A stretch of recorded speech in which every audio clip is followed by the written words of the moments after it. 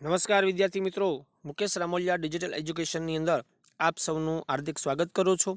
વિદ્યાર્થી મિત્રો, ધોરણ 9 સામાજિક વિજ્ઞાન પાઠ 16ની અંદર આજે આપણે ટોપિક ભણવાનો છે કે ભારતમાં વરસાદનું વિતરણ વિશે નોંધ લખો. તો વિદ્યાર્થી મિત્રો, ભારતમાં વરસાદનું વિતરણ અસમાન છે, અનિયમિત છે.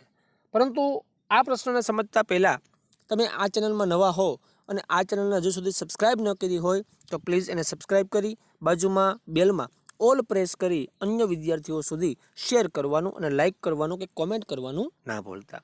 વિદ્યાર્થી મિત્રો, સબસ્ક્રાઇબ કરવાનો મતલબ કે જેથી કરી આ ચેનલમાં નવો વિડીયો અપલોડ થાય કે તમારા સુધી નોટિફિકેશન એની માહિતી મળતી રહે.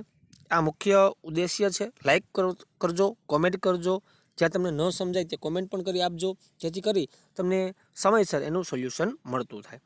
તો ભારતમાં વરસાદનું વિતરણ અસમાન છે એના વિશે આપણે ચર્ચા કરવા જઈએ તો વિદ્યાર્થી મિત્રો, મોસમી પવનોની સાથે બંગાળાની ખાડી તથા અરબ સાગર તરફ તૈયાર થતા જે ચક્રવાતો પણ ભારતમાં પ્રવેશે છે, ત્યારે ભારતમાં જે તે પ્રદેશોમાં વર્ષા ઋતુ સક્રિય બનતા ચક્રવાતો વરસાદ લાવવામાં મદદરૂપ થાય છે.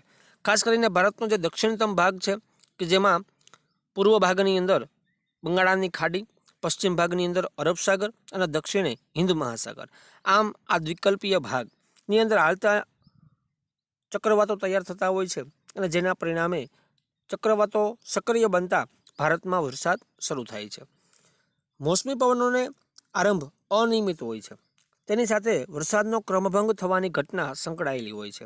આ ઘટના મુજબ મોસમી વરસાદ કેટલાક દિવસો સુધી એકસાથે પડે છે.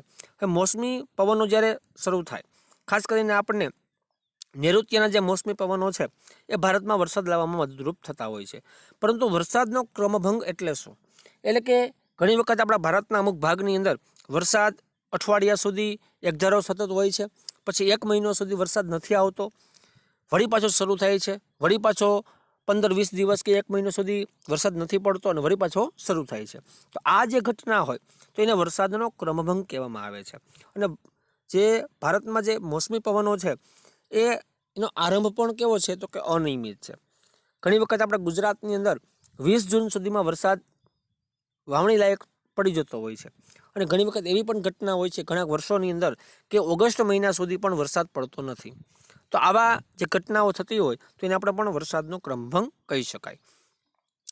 તાત્કાલિક સમયગાળા દરમિયાન વરસાદ પડે જ નહીં એવા દિવસો પણ હોય છે અને ફરીથી વરસાદના દિવસો પાછા આવે તો એને વરસાદનો ક્રમભંગ કહેવાય. હમણાં આપણે સમજ્યા એ પ્રમાણે કે જ્યારે જરૂરિયાત હોય ત્યારે પાકને જરૂરિયાત હોય ત્યારે વરસાદ નથી પડતો અને ઘણી વખત પડવા લાગે છે તો એક જ ધારો મહિનો સુધી કે 2 મહિના સુધી એક ધારો વરસાદ પડે છે અને ઘણી વખત વચ્ચે પાછો બંધ થઈ જાય અને ઘણા દિવસો સુધી વરસાદ ન આવે અને વળી પાછો વરસાદના સમય દિવસો શરૂ થાય છે.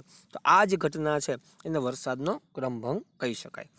આમ આ બધી બાબતોની અસર વરસાદના વિતરણ પર આધાર રાખે છે. કેમ કે ભારતના એક ભાગ ઉપર એટલે કે મેઘાલયમાં તમે જોઈ શકો કે ખૂબ જ વરસાદ પડે છે, તો રાજસ્થાનનું જે ગંગાનગર કે રાજસ્થાનના અમુક ભાગોની અંદર ખૂબ જ નહિવત વરસાદ પડે છે. તો એક ભાગમાં પુષ્કળ વરસાદ પડે, દુનિયાનો સૌથી વધુ વરસાદ પડે છે અને બીજા ભાગની અંદર દુષ્કાળ જેવી સ્થિતિ જોવા મળે છે. તો આમ મેઘાલયની અંદર જોવા જાઓ, અસમમાં જોવા જાઓ તો આ રાજ્યોની અંદર ખૂબ જ વરસાદ પડે છે, જ્યારે રાજસ્થાનના અમુક રણ પ્રદેશો છે, કાશ્મીરનો જે લેહ છે પ્રદેશ, આમાં વરસાદનું પ્રમાણ નહિવત હોય છે. અહીંયા વિદ્યાર્થી મિત્રો લેહ પ્રદેશ છે, રાજસ્થાનના અમુક રણ વિસ્તારની અંદર વરસાદ ખૂબ જ આ બે ભાગની અંદર ઓછો પડે છે, જ્યારે મેઘાલય જે છે, અસમ છે, તો આ ભાગોની અંદર વરસાદનું પ્રમાણ ખૂબ જ વધુ જોવા મળે છે. આમ જોવા જઈએ તો આ બધા પરિબળોના લીધે ભારતમાં વરસાદનું પ્રમાણ અને એનું વિતરણ અસમાન બન્યું છે. એટલે કે અમુક ભાગમાં વધુ વરસાદ હોય તો અમુક ભાગમાં ઓછો વરસાદ હોય, તો વરસાદનું પ્રમાણ અનિયમિત છે. ત્યારે કેરળની અંદર સૌથી વધારે સૌ પ્રથમ 1 જૂને વરસાદની શરૂઆત થઈ જાય છે, જ્યારે ગુજરાતની અંદર 15થી 20 જૂને વરસાદની શરૂઆત થાય છે. આમ વરસાદનું વિતરણ અલગ અલગ છે અને એનું પ્રમાણ પણ અલગ અલગ યાની અસમાન જોવા મળે છે. તો વિદ્યાર્થી મિત્રો, આજના આ વિડીયો લેક્ચરની અંદર આપણે અહીં સુધી રાખીશું. આગળના વિડીયો લેક્ચરને જોવા માટે પ્લીઝ સબસ્ક્રાઈબ કરી દેજો, જેથી કરી વિડીયો ચેનલમાં અપલોડ થાય કે તમારા સુધી નોટિફિકેશન મળતું રહે અને અન્ય વિદ્યાર્થીઓને શેર, ત્યારબાદ લાઇક અને કોમેન્ટ કરવાનું ના ભૂલતા. ત્યાં સુધી રજા આપશો. જય હિન્દ, જય ભારત.